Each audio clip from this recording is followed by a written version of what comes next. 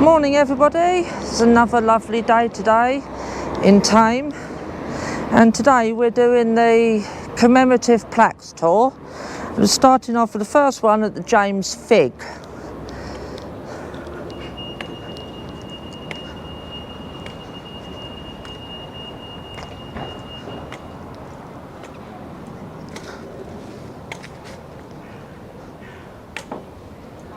This way.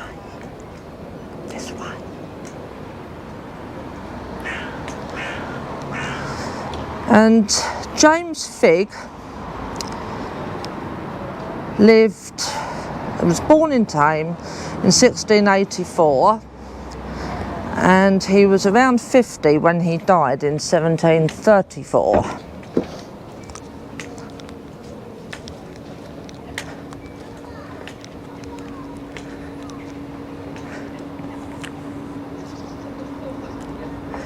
And he is recognised as the first champion of England. He gained a local reputation at prize fighting, making his headquarters at the Greyhound Inn here, now renamed in his honour, but was as proficient with a stick and sword as with his bare fists. At Southwark Fair, he kept a great booth on the bowling green where he entertained all day, and by 1719 was challenging all comers. Regular prize fights were held at the boarded house in the bear garden at Marylebone Fields, where he opened an academy of arms. Fig was a stalwart figure who was always ready to accept a challenge. He died in London and is buried at the parish church of St Marylebone.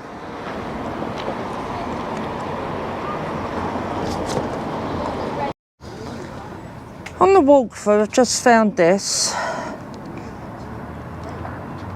in Memorial Private Charles R.M. Morris, 1895 to 1917, so died in the Great War, World War I,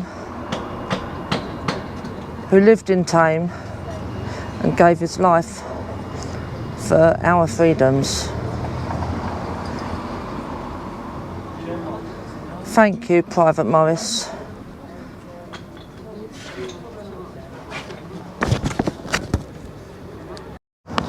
Moving on to another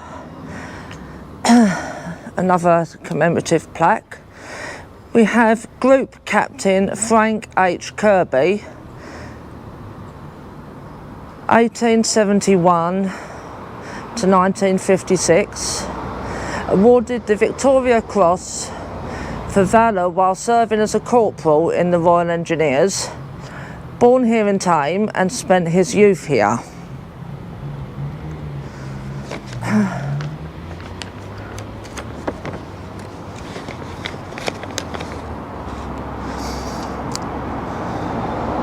He was educated at Allen's School in Dulwich before returning to Thame to work in his father's ironmongery business. He enlisted in the Royal Engineers in 1892 and with the rank of corporal was sent to serve in the South African War in 1899. He was awarded the Victoria Cross for action in which he charged directly back into enemy fire to rescue a comrade whose horse had been shot. He rose to the rank of regimental sergeant major before being commissioned and transferred to the Royal Flying Corps, with which he served in France in World War I. When he retired in 1926, Frank held the rank of Group Captain in the RAF and had been appointed as a commander of the British Empire.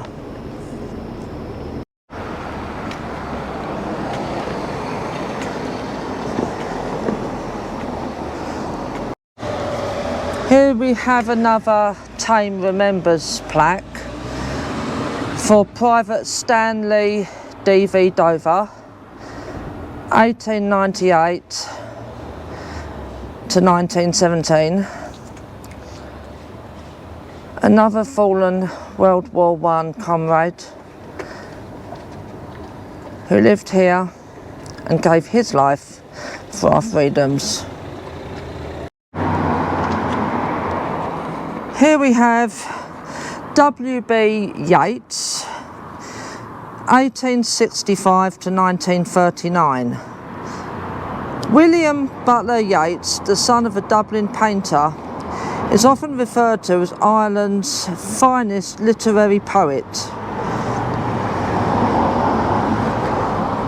He attended school in London with vacations in Sligo, Ireland, which was the setting for many of his poems. His early work centres on Irish mythology and themes, and is mystical and lyrical. After his marriage, he moved to England and to Thame in 1921, where his son was born. Yeats ultimately became a respected public figure, a member of the Irish Senate and winner of the 1923 Nobel Prize for Literature. He died in the south of France but was buried in Sligo. Here we have another fallen comrade, Private Sidney Allen, 1888 to 1918, and Gunner Charles A. Allen, 1892 to 1917.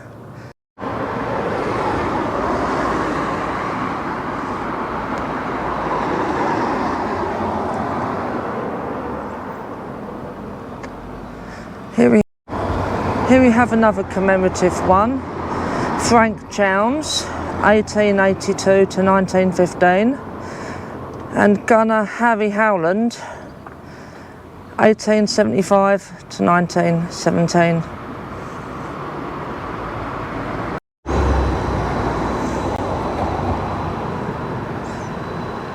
Sergeant John Phillips, 1920 to 1941. He was 21 years old when he lost his life in World War II. His life hadn't really begun when he passed, but again he passed so that we could have our freedoms. Here on this site we have Rycote College, and the plaque commemorates the site of the college, which was established by Cecil Michaelis in 1938 when he bought the former Thame workhouse. The buildings were requisitioned during World War II to become the administration offices and barracks for RAF Thame, the airfield being at Haddonham, a few miles away. After the war, the buildings were adapted for the school, later becoming the Rycote College, which thrived and became a world-renowned centre for crafts, especially fine furniture and agricultural machinery. Increasing costs caused its closure in 2004, but its ethos is still going strong at Oxford College as the Rycote Furniture Centre.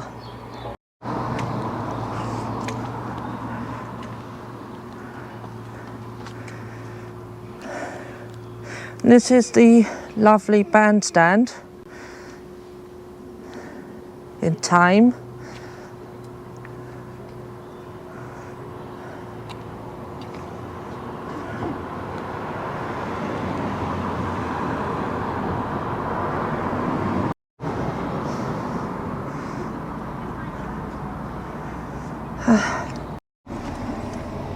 Here we have another commemorative mini plaque for, I don't know what PLT means, PLT of Officer John A.C. Clark, 1921 to 1944.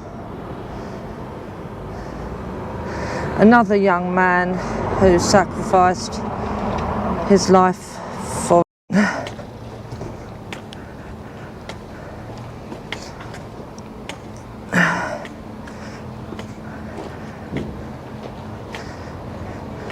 Here we are, just walking up Thame High Street. and heading towards our next commemorative blue plaque. Here's another Thame Remembers plaque. Private Harry Arnott, 1917 to 1944.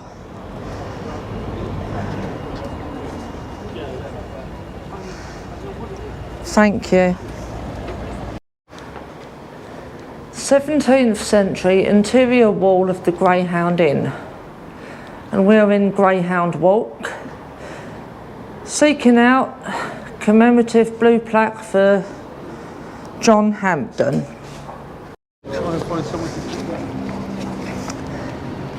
And here we have John Hampden,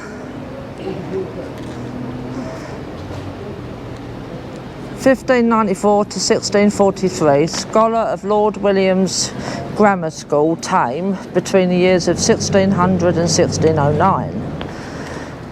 With great courage and consummate abilities, he began a noble opposition in an arbitrary court in defence of the liberties of this country, supported them untiringly in Parliament and took arms to defend them. Mortally wounded at Chalgrove Field, he died in this house a few days later. Clarendon said, when Parliament began, the eyes of all men were fixed on him as their pater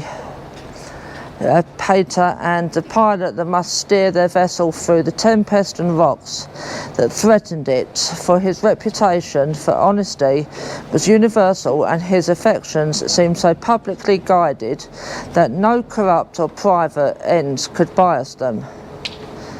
This memorial was erected in 1951 by the Girls' Grammar School of Thame. Here we have John Fothergill, 1876 to 1957.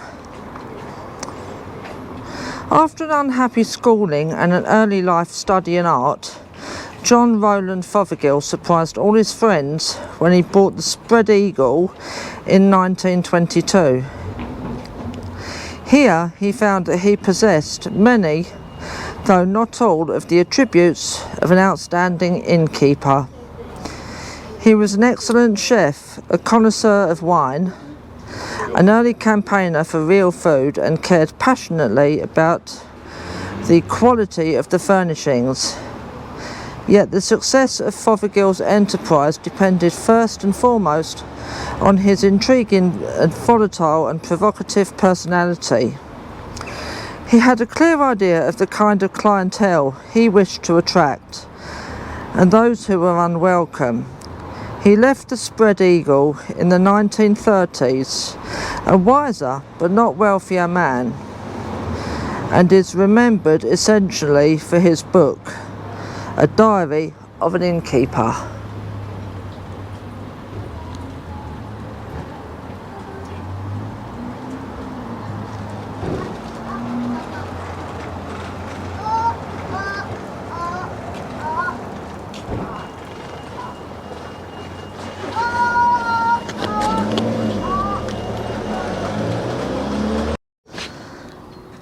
And here we are approaching our next commemorative blue plaque,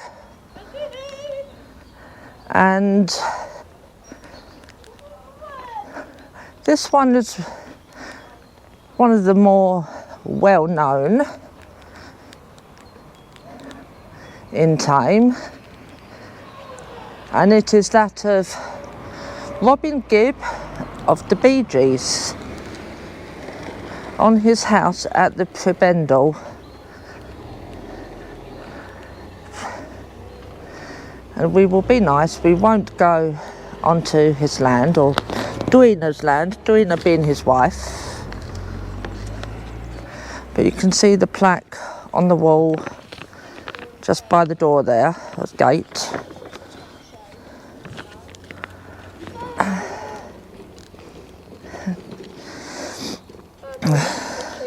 Robin Hugh Gibb was born on the Isle of Man and then moved to Australia in 1958 with his family. He performed with his older brother, Barry and twin brother Morris as the Bee Gees, achieving some hits in Australia before moving to England in 1967. And by the late 70s, the Bee Gees had become one of the top pop acts in the world, riding the disco craze.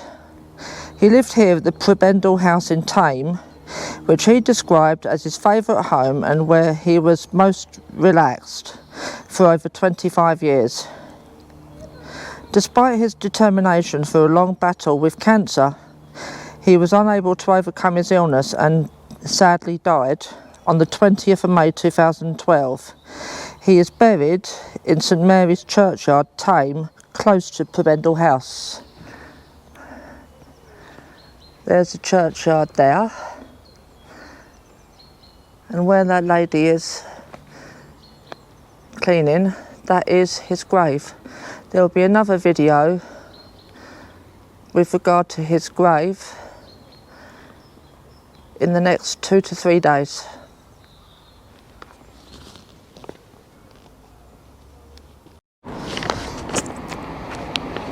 Okay, so having a little bit of trouble locating the plaque for Alfredo Campoli, 1906 to 1991.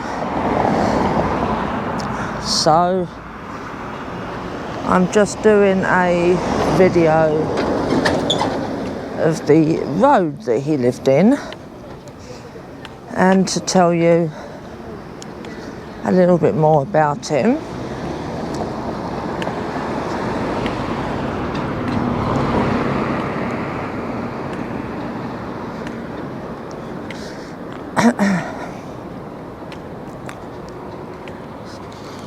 Hold on.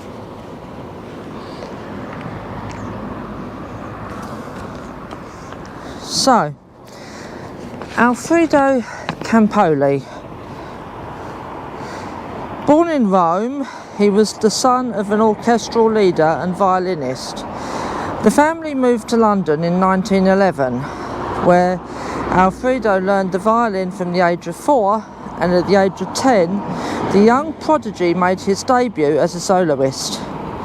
He was a very successful concert artist and toured widely with his own orchestra. Campoli was a greatly loved and respected performer whose Italian singing style with playing was coupled with a dazzling technique and warm, sweet, beautiful tone. He retired to Thame in 1986, where his wife had been born, and suddenly died in 1991. Yeah, I know, but I don't know what they look like, do I?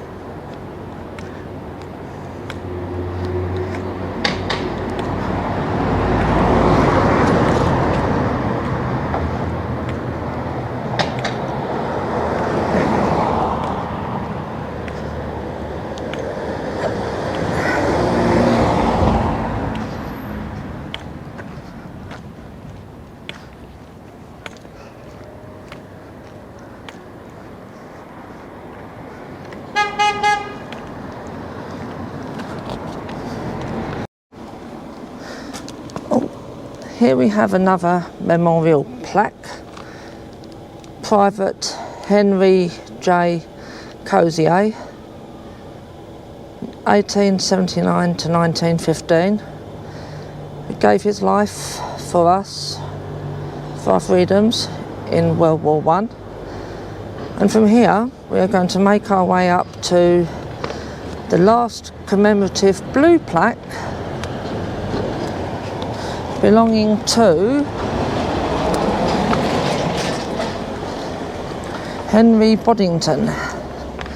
Now, some of you may be aware of who Mr. Boddington is, but if you're not, then you're going to learn a little bit about him.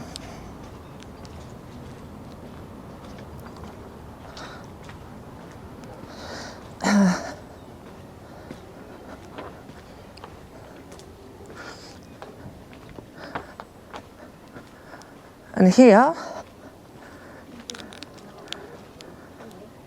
at Charter House,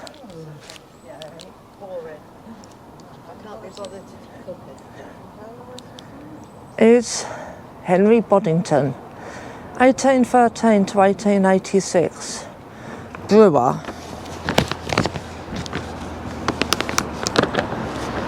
Based here, born and based here in Thame on this very site. Henry Boddington was born at Thame Mill. The son of John and Elizabeth Boddington Miller, his father became master of the workhouse in Thame prior to the family moving to Manchester in 1832. At the age of 19, Henry was employed at Strange Ways Brewery as a commercial traveller. He progressed through the brewery and in 1853 became the sole owner, after which the business boomed and was renamed Boddington's Brewery. By 1877, the company was brewing 100,000 barrels a year. Henry retired to Silverdale, Lancashire, and when he died, aged 72, he left nearly £20 million in today's money.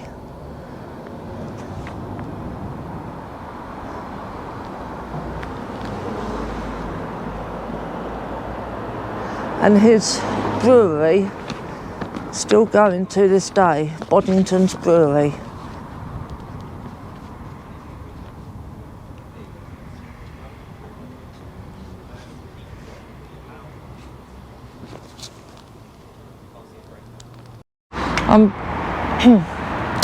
Following on from the commemorative plaques, we decided to come into the memorial gardens and visit the war memorial for the fallen soldiers of Thame.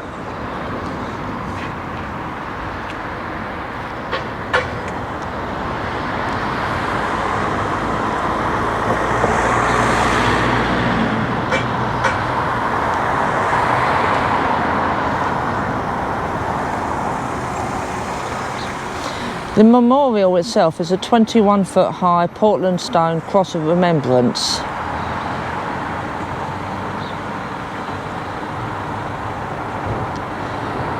And altogether there were 87 men from Thame who lost their lives in the Great War.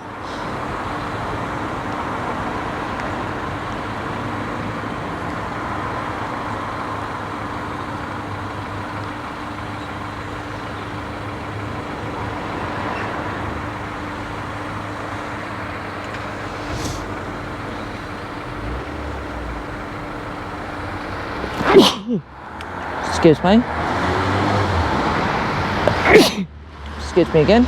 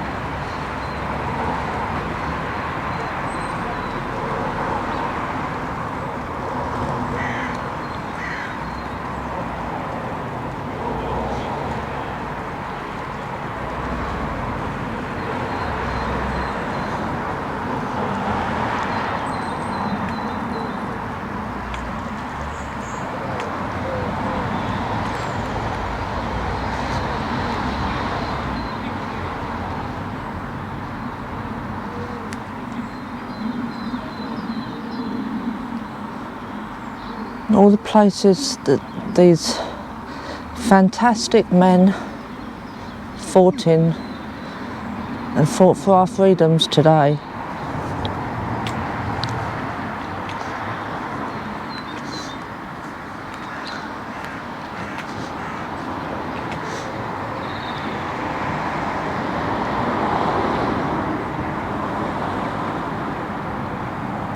This memorial was unveiled by the Right Honourable David Lloyd George, Prime Minister of England, 30th of July 1921.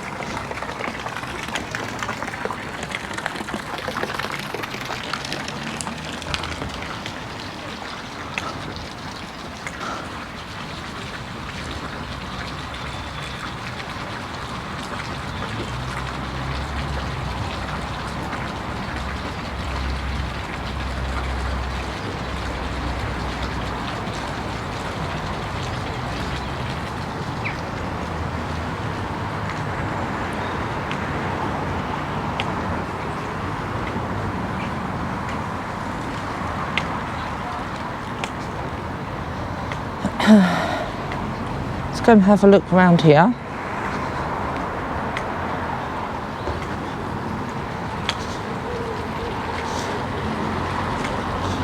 Thame Youth Memorial Garden.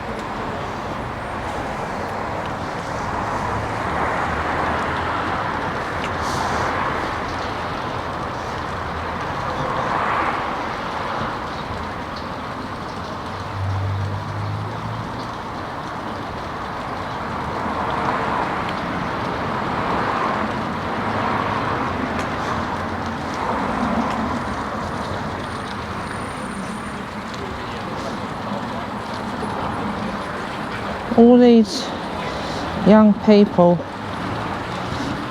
whose lives have barely begun.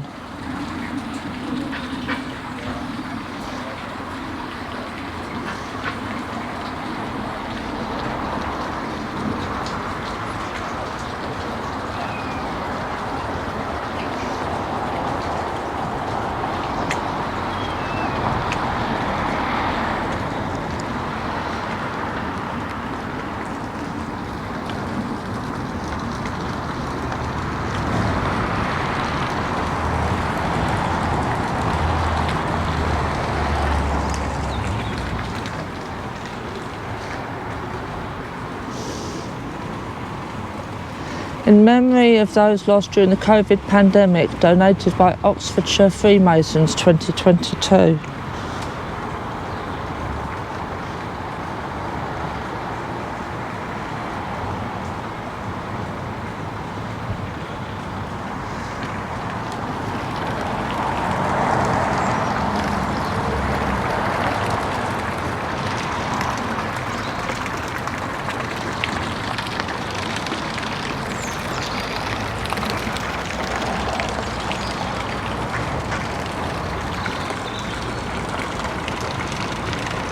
The water bearer.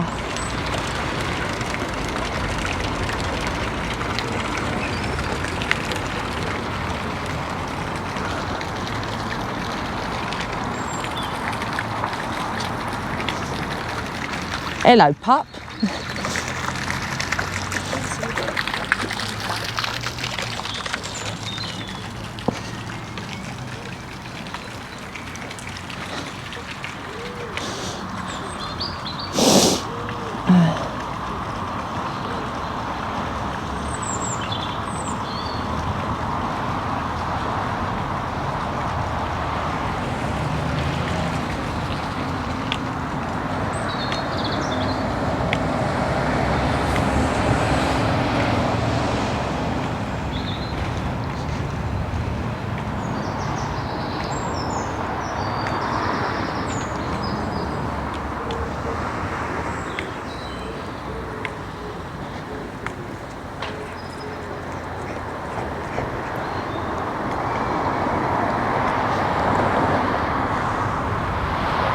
And here we are back at the beginning where we started.